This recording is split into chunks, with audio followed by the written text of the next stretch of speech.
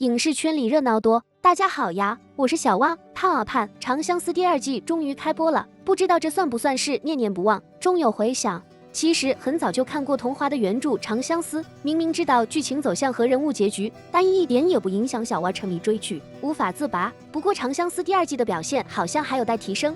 7月8日，电视剧《长相思2》发布首周追剧日历，官方微博配文称：凤凰花下相思种，清风有约定相逢。该剧由杨紫、张晚意、邓为、戴露娃、王弘毅领衔主演，谭健次特别主演，将于7月8日18点整在腾讯视频开播。《长相思》这部电视剧的首季播出数字非常耀眼，因此第2季开播前，平台预约人数就已经破了900万。自定档以来，小妖凤凰灵眼神杀、小妖白发细节、张晚意枪悬臂感、涂山璟红色婚服等多个话题词条接连登上热搜，引起网友广泛讨论，剧集热度不断。不少网友表示，相思又逢盛夏，情长可越山海。终于等到《长相思》第2季，一整个期待住了。小娃开始也以为第2季的热度会超过第1季，高开高走，但第2季播出2天的时候，腾讯的热度值还没有超过2万9，明显低于预期。要知道，去年第1季播出的第2天热度值就破了3万，并纳入腾讯爆款剧俱乐部。关于第2季的剧情，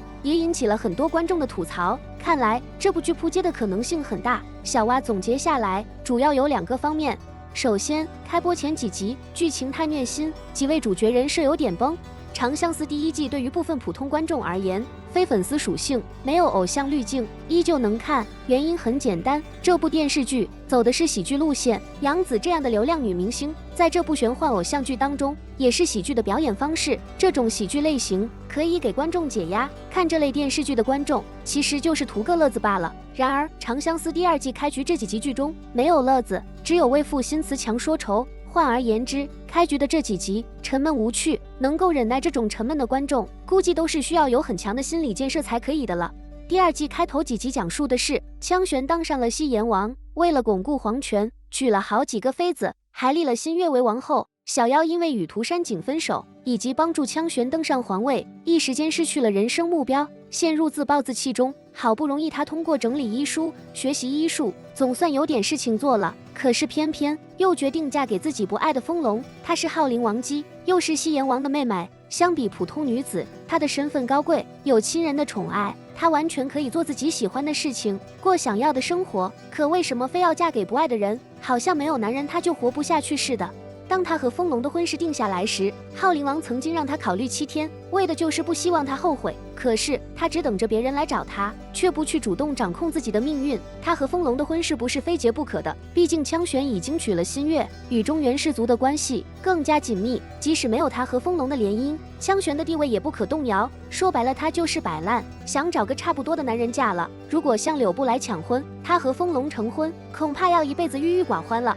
至于枪悬，是一个很适合做帝王的人，杀伐果决，一步步登上权力的巅峰。可是他这个人又十分拧巴，他明知选择了皇位就会失去小妖，但是他心里放不下。他也知道小妖不适合后宫明争暗斗的生活，却还想着把小妖留在身边。要不是爷爷及时拉住他，不知他会做出什么出格的事。涂山璟是剧中最深情的人，可是前5集他每次出场都是一副病恹恹、要死不活的样子，这哪是霁月风光的青丘公子啊，感觉就是在自毁。如果不是后来他和小妖解除误会，他恐怕真的会英年早逝。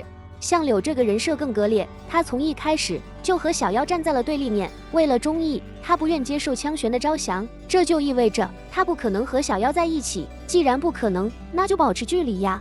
可是他一边试探小妖的心意，一边把人狠狠推开。在赌场里，他问小妖心里喜欢的是谁。在清水镇，他对小妖进行催眠，问小妖最想相伴一生的人是谁。他这么想知道小妖心里究竟爱谁，但是又狠狠拒绝了小妖，彻底抛弃了防风背这个身份。总之，这几个男人都很爱小妖，但是都碍于种种原因不能和小妖在一起，陷入痛苦纠结中。小妖也很命苦，被动的等待命运的选择，被人爱着，却无法与所爱之人相守。这剧情让人看着很压抑，很虐心。其次，小妖的感情有些摇摆不定，有点女主到底找谁搞对象的意思。开局2集，想要和女主搞对象的那批男主们已经纷纷登场了，但是这些人登场之后都是苦瓜脸，都是愁大苦深的样子，都是沉闷无趣的状态。在第1季中，小妖只爱涂山璟一人，把相柳当作知己朋友。然而涂山璟被奶奶和防风硬设计，不得不与小妖分手。小妖陷入痛苦中，她忘不了涂山璟，却又和相柳暧昧不清。在她出嫁前，她给相柳做了一个鲛人冰晶球，她还穿着嫁衣，在海边等了7天。相柳则穿着红衣，拿着冰晶球黯然神伤。很多人说，冰晶球是小妖向相柳求爱的表现，她在海边等的也是相柳。既然她心里有相柳，那她为什么在婚礼当天看见涂山璟时很难过，回忆他们以前的日子？小蛙觉得小妖的种种表现，让人觉得她同时爱着涂山璟和相柳2个人。可是观众喜欢看的是男女1对1的感情，哪怕1前1后也行。就像《玫瑰的故事》里，女主一段时间只爱1个人，观众无法接受女主同时爱上2个人的剧情，无论是妖精党还是妖流党都不会满意，这也是这部剧目前被吐槽的原因之一。说完观众对剧情的吐槽，小蛙的演技大赏课堂也要开课了。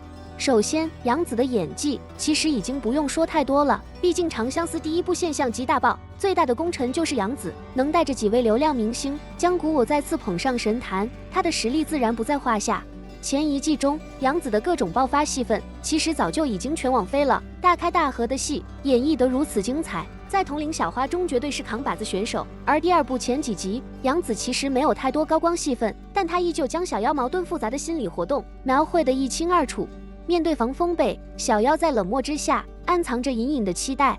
她觉得她不该嫁给风龙。小妖眼睛瞬间亮了，她小心翼翼地问对方自己应该嫁给谁。这里在杨紫的眼神里，我仿佛真的看见了水面上个挣扎的小妖，在费尽全力伸手想要拉住救命的稻草。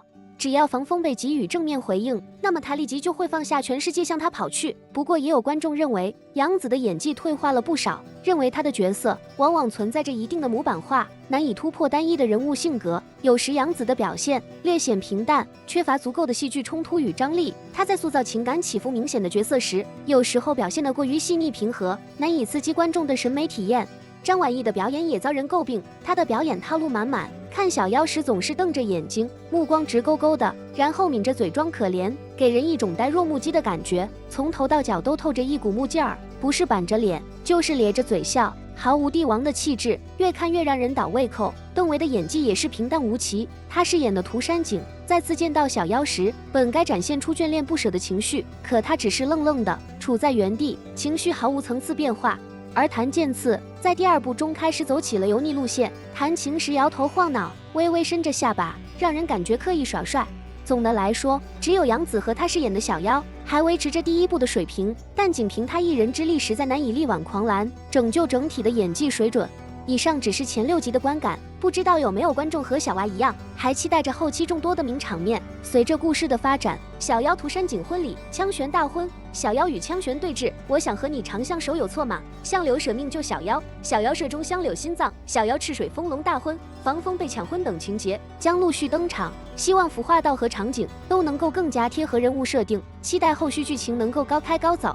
好了，长相思第2季小娃就聊到这里啦，喜欢的话欢迎订阅小娃的频道，更新的影视剧资讯等着你哦。